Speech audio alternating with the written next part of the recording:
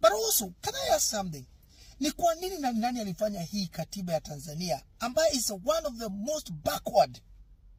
How can you say Tanzanians eti nyinyi mmeleta katiba ambayo inasema presidential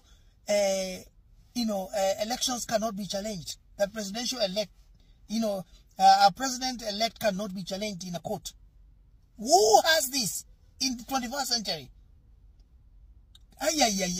Tanzania, honestly, this is why akina Tundu Lissu walikuwa wanasema ni lazima katiba ibadilishwe.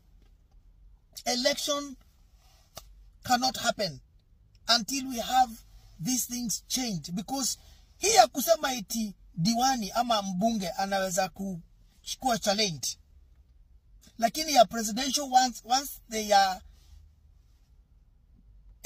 they are declared as president elect, that no court, hakuna mahakama yote inaweza kubadilisha hivyo. What country is this? Kwani mnaishi kwa msitu ama ni nini? Ni wabunge gani walikaa chini waka enact such a law?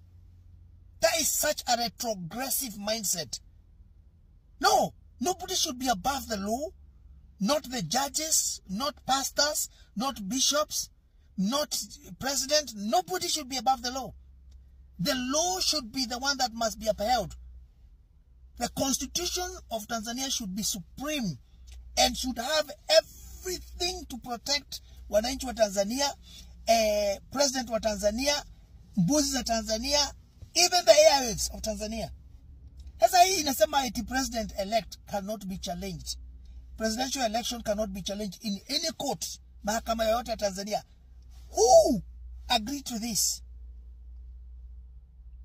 How did men and women sit down ndani ya wherever they sat to actually put this together? That is what we call dictatorship. Because kama your result cannot be challenged, then that means how you steal and what you say must go. So president anaweza kufanya anything.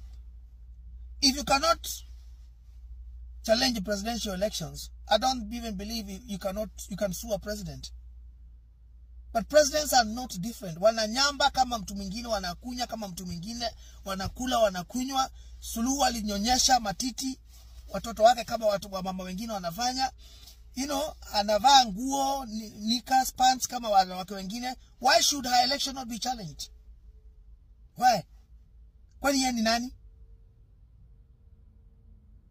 So hapa hata sio Suluhu wako na makosa. Hapa ni Watanzania wako na makosa. Watanzania hapa mlifanya makosa. You should have challenged this long time ago.